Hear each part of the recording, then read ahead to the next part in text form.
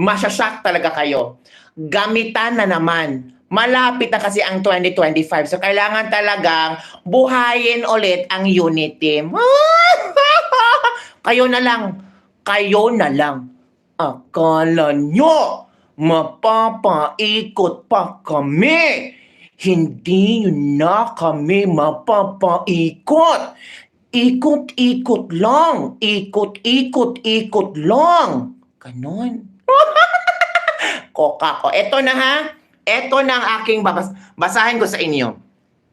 Marcos to revive unit team for 2025 midterm polls. Let's keep united. Koka, koka, koka. Koka, koka, koka, koka. Revive daw. Ha? Tama ba yung word na nabasa mo, kabibig? Revive? So talagang inamin ni Bongbong Marcos na wala na ang unit team. Nako! Hindi nag-isip ng word. Revive. So it means wala na ang unit team. Buhay pa ba ang unit team? Kasi kabibig i-revive. Ano yan? CPR? Ay, nako, kalerki. Yung iba nga naniwala na may unit team, ay wala na. Sinabi nga ni Marcos na i-revive niya for 2025 midterm polls. Ano tayo? Ikot-ikot-ikot lang? Ay, hindi kami mangga. Hindi naman mangga yung pagmumukha ko.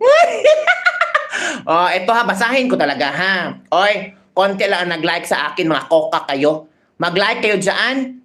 Kayo talaga, basa-basa, tawa-tawa kayo sa akin, tapos hindi kayo nag-like. Ilan lang ba ang nag-like? 63 lang. Tapos kayo dyan, tawa-tawa na kayo sa akin. I-like yun na. Okay. Ito ang sabi ni sa Inquirer.net. Basahin natin ha. For the upcoming 2025 midterm elections, President Ferdinand Marcos Jr. Coca is hoping to draw on magic of unit team. Oy, may magic pa ba ang unit team? May magic pa ba ang unit team? Oy. Kami? Magic ng unit team? Nabodol na kami. Hindi na kami aalagwa sa magic ng unit team. Wala ng unit team. His election allies that helped hinge him the presidency in 2022. So, gamitan nyo naman si Sara. Gamitan na naman. Bahala kayo.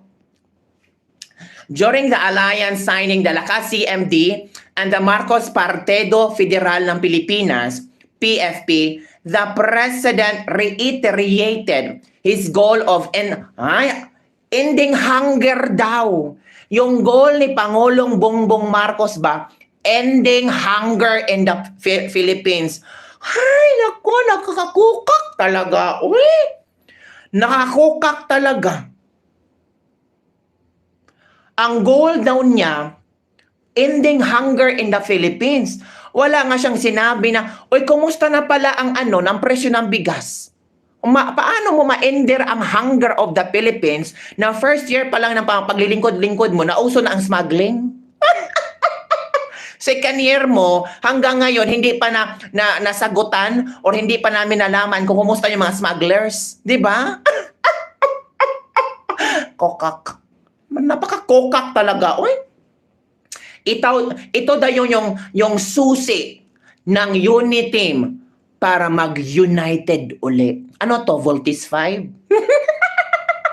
Wala, uy, grabe, di ba? Sabi ni Pangulong Bongbong Marcos, if we stay united, ito naman, gamit na naman ang united. Kokak. If we look at the successes and the progress that we have made in the past 2 years, huy, meron ba daw success and progress? Sabi ni Pangulong Bongbong Marcos, ikaw talaga kabibig, you are questioning the progress and the success? Pledges. I am confident that if we maintain that unity, not only for election purposes, but all throughout the work of service that we have taken an oath to do for our people, if we continue to do that, then we will continue to be met with success. We will continue to be met with the progress that we dreamed of. Wow. Iba. Iba talaga ang speaking English. Tama talaga yung sinabi ni Tata Duterte, no? Tama ang sinabi ni Digong. Di ba ang sabi ni Digong na dismal failure kasi puro lang English. Tama. Tama talaga. Tama. Sabi pa niya, kagaya ng ating ginawa sa nakaraang halalan, ay bubuin ulit natin. Hindi naman, we have to formalize it. Kasi may political cycle na, so bubuin ulit natin, i-formalize natin ulit ang Unitim. Kayo lang mag-Unitim dyan. Bahala kayo. Pagod na kami sa Unitim. Ipinaglaban namin ang Unitim, ipinaglaban namin kayo, pero parang hindi nyo kami pinaglaban. Parang hindi namin ramdam na ipinaglaban nyo kami. Feel namin no na ginamit nyo lang kami.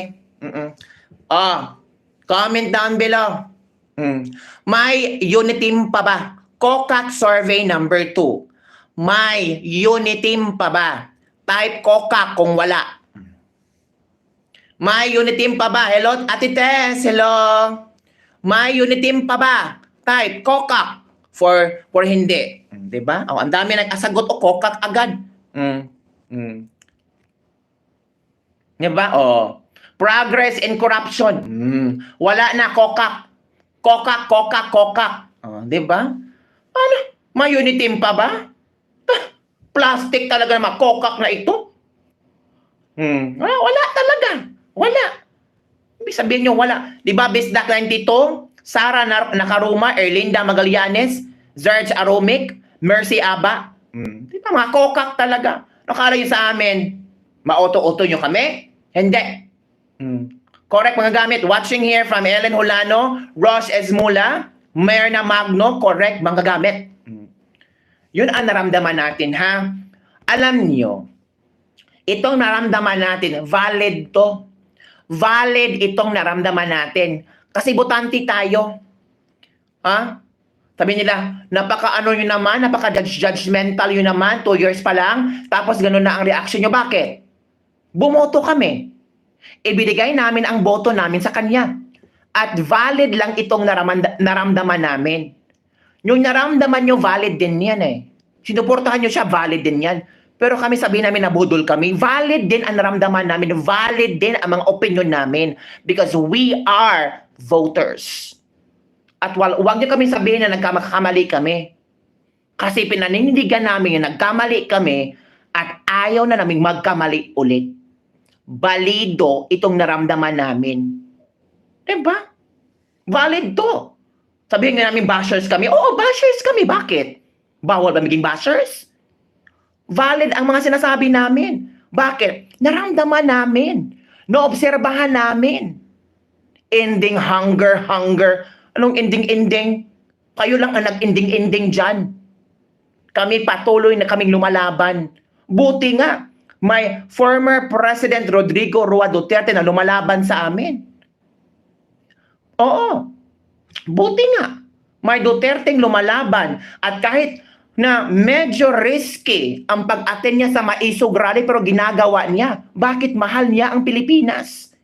Ano pa bang makuha ni Duterte? Ay, wala na.